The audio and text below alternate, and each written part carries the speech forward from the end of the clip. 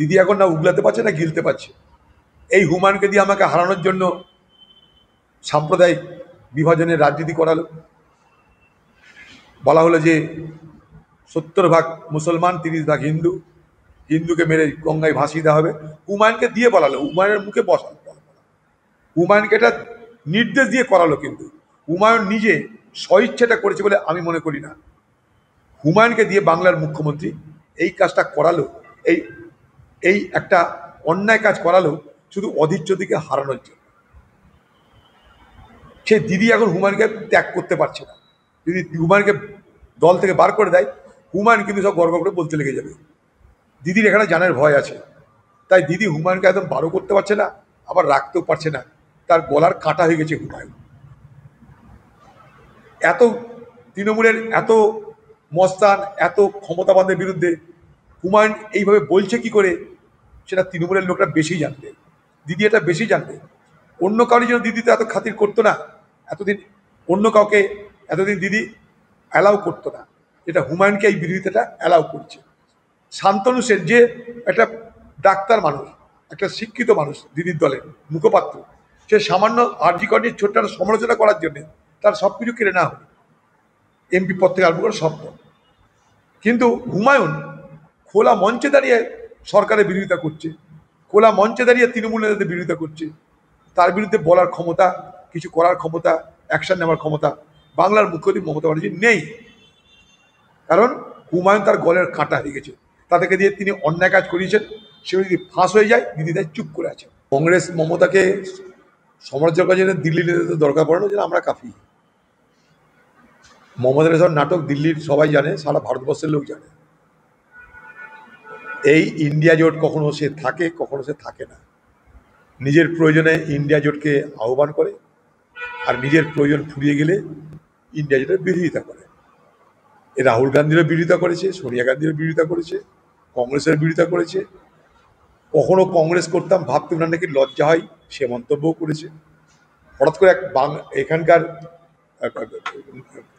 ভারতবর্ষের অন্যান্য জায়গায় বাঙালিদের উপরে নির্যাতন করার নামে উনি নতুন করে রাজনীতি খেলা শুরু করেছেন।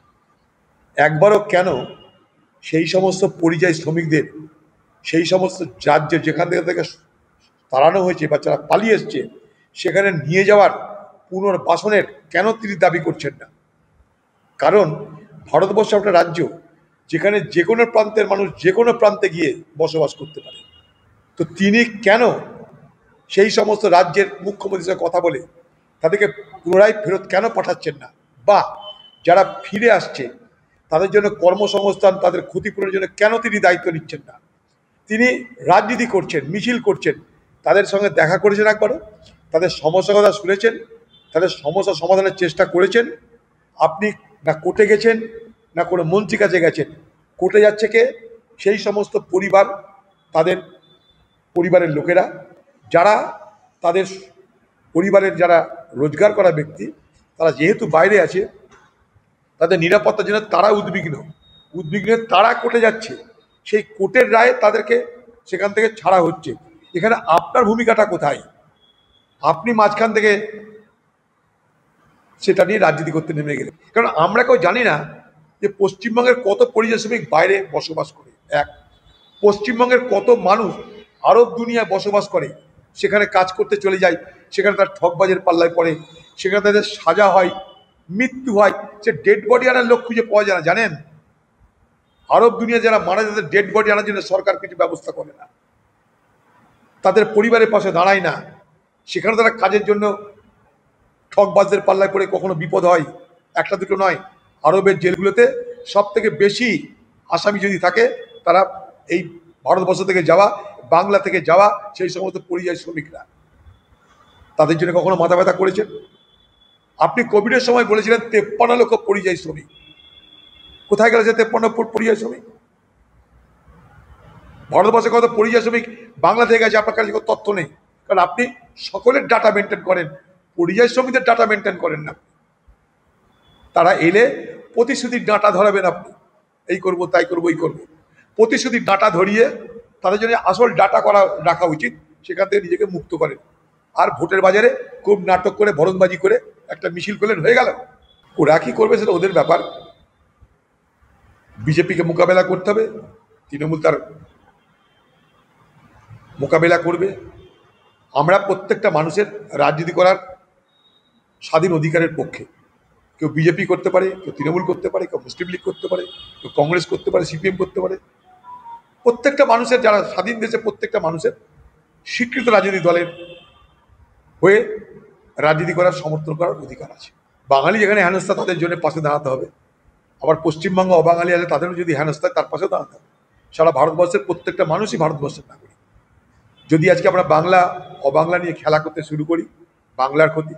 যদি আমরা হিন্দু মুসলমান নিয়ে খেলা করতে শুরু করি, সেটাও আমাদের বাংলার ক্ষতি। আমরা চাইবো না কেউ বাংলার ক্ষতি হোক। বাঙালি অবাঙালি হিন্দু মুসলমান সব মিলিয়ে এই বাংলা, সব মিলিয়ে এই ভারতবর্ষ। রাজ্যের যে কর্মচারী, তারা তৃণমূল সরকারের দালালি করে, এটার জন্য কোনো গবেষণার দরকার নাই। এখন নির্বাচন কমিশন তাদের নিরপেক্ষ হতে হবে। নির্বাচন কমিশন যদি নিরপেক্ষ না হয়, তাহলে স্বাভাবিক কারণে বাংলা বলে নয়, ভারতবর্ষের নির্বাচনে প্রশ্ন থাকবেই। এখন ভারতবর্ষের সমস্যা, নির্বাচন কমিশন ক্রমশ তার নিরপেক্ষতা হারিয়ে পক্ষপাতিত্ব করতে লেগে গেছে। আগামী দিনে এখানে ভারতবর্ষের গণতন্ত্রের বিপদ নেমে আসছে। এটা আমি না, বহু মানুষ, বহু বিজ্ঞ ব্যক্তি, তারাও একই কথা বলছে। কংগ্রেস এটার বিরুদ্ধেই বারবার করে তাদের আন্দোলন করছে, দাবি করছে।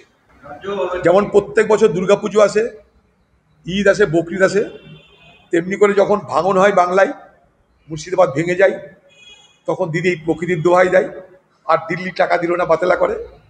আর বন্যার সময়, বিশেষ করে ঘাটাল এলাকায়, মেদিনীপুর, বর্ধমান এই এলাকায় যখন বন্যা হয়, তখন ডিবিসির উপরে দোষ চাপিয়ে দেয়। অথচ ডিবিসি জল ছাড়ার আগে পশ্চিমবঙ্গ সরকারের যারা প্রতিনিধি, তাদের কাছে সিগনেচার করিয়ে তারা জল ছাড়ে। দিদি, এটা সরকারিভাবে বলছেন না কেন? আপনি এপিডেভিট করে বলুন যে আপনার সরকারকে অন্ধকারে রেখে জল ছাড়াইছে, ক্ষমতা আছে আপনার, এপিডেভিট করে বলুন। আপনি কত চালাকি করবেন আপনি আর বাংলা মানুষের সঙ্গে? বন্যায় মানুষ ডুবছে, বাংলার মানুষকে বিভ্রান্ত করার জন্য আপনার চালাকি চলছে। ডিবিসিটা কে? ডিবিসিতে রাজ্যের অংশ আছে।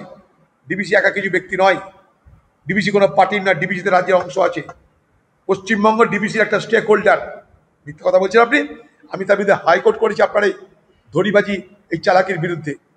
হাইকোর্টে দ্রুত গত বছর করেছিলাম আমি, এখনো পর্যন্ত তার ডেট পাচ্ছি না, তার সওয়াল হচ্ছে না। যেদিন সওয়াল হবে, এই বাংলার মুখ্যমন্ত্রী আপনার মুখোশটা খুলে যাবে।